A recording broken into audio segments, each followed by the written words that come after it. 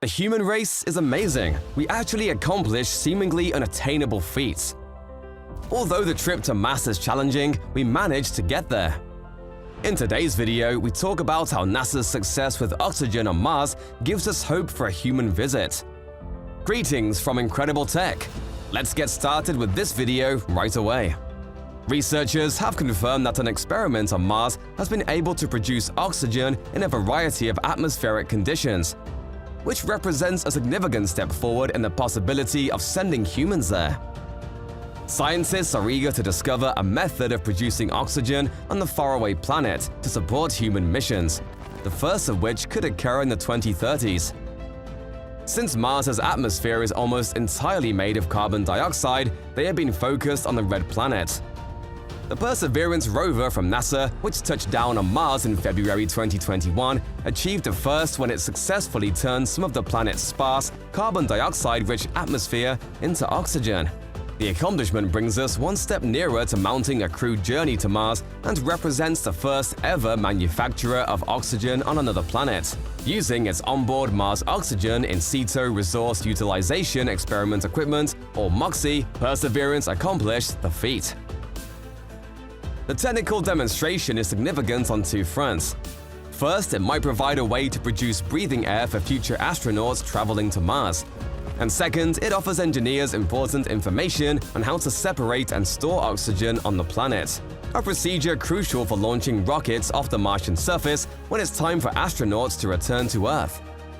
Lasers may be used on human trips to Mars to communicate with Earth. High-definition photos and live video feeds might be transmitted in massive quantities via a laser communication system on Mars. With current radio technology, it might take 9 years to send a map of Mars to Earth.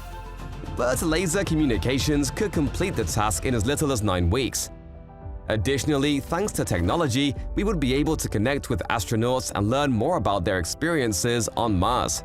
With a demonstration from the Moon in 2013, NASA demonstrated that laser communications are feasible. In the agency's upcoming demonstration, several operational scenarios will be worked out. The pointing system will be perfected, and technical issues from low Earth orbit, such as clouds and other communications disturbances, will be addressed. In preparation for crewed missions like the inaugural Artemis mission and the International Space Station, NASA is developing tiny systems. To learn more about what it takes to use the same technology millions of miles from Earth, another laser communications payload will launch into deep space. Re-entry into the shallow and thin Martian atmosphere will provide considerable challenges. In contrast to Earth's atmosphere, which is much denser, any spacecraft will plummet to the surface relatively quickly and must be slowed down. It is necessary to use a heat shield.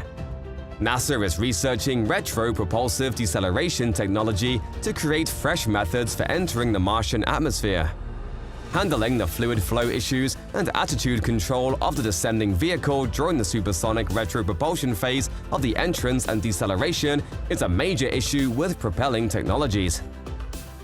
In order to lift the crew off the surface on a return mission to Mars, a rocket must land. This rocket would be considerably smaller than an Earth-to-orbit rocket due to launch requirements. It is also possible to launch from Mars to orbit in a single stage. Despite this, it will be challenging to land an ascent rocket on Mars. For a big rocket, re-entry will be challenging.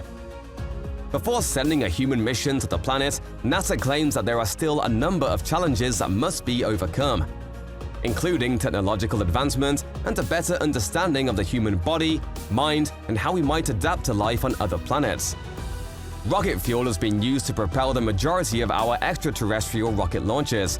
However, this fuel would take up a lot of room and would not be the best option for extremely long-distance flight.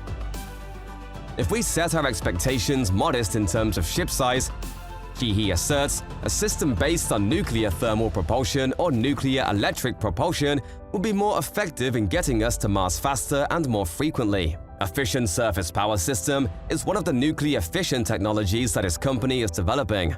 One will be put on display on the Moon. According to Jim Rutter, Associate Administrator for NASA's Space Technology Mission Directorate, this is a crucial first step, converting carbon dioxide to oxygen on Mars. MOXIE has more work to do.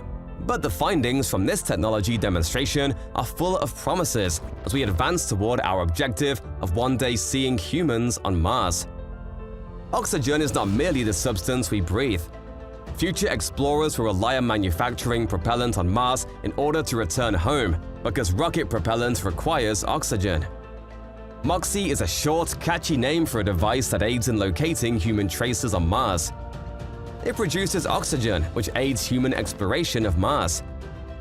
It is an experiment that operates in situ, in place, on Mars. In order to burn its fuel, a rocket needs more oxygen by weight.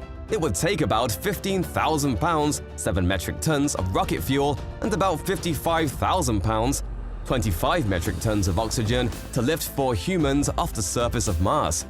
Although much less will be required than for a rocket, oxygen is still essential for astronauts if they are to live and work on the red planet.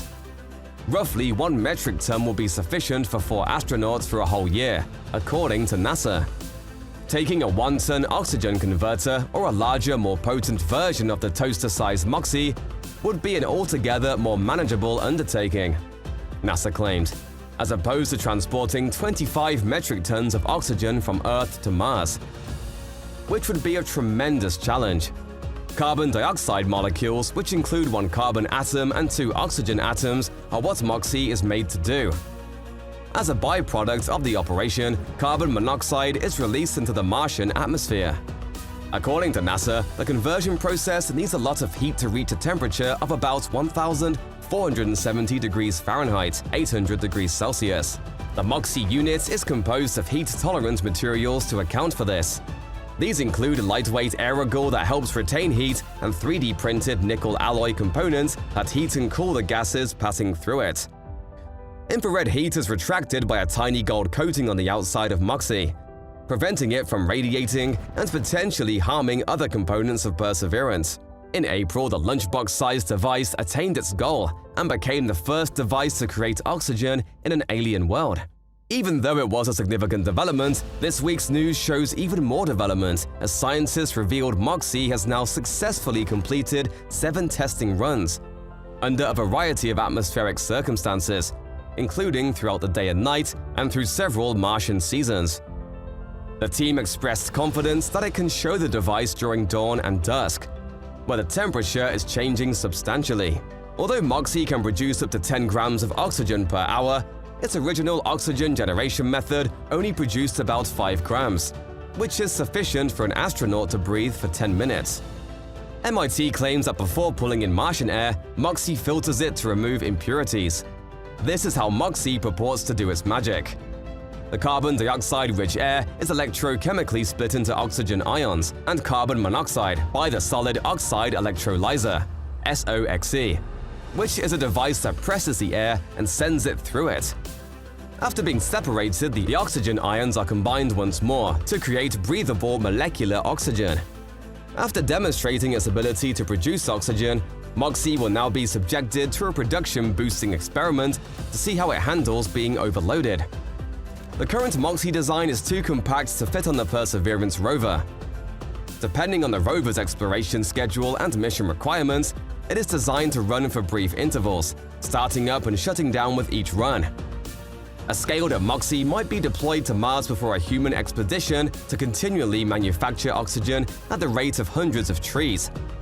According to MIT researchers, at this output, the system should be able to fuel a rocket that will get astronauts back to Earth and provide enough oxygen to keep people alive once they arrive. The goal of the technology demonstration was to demonstrate that such a gadget can endure a 6-month space flight and perform as intended on the surface of Mars. Over the course of the following 2 years, MOXIE anticipates repeating the conversion procedure at least 9 more times, carrying out various equipment testing under various climactic circumstances with each iteration.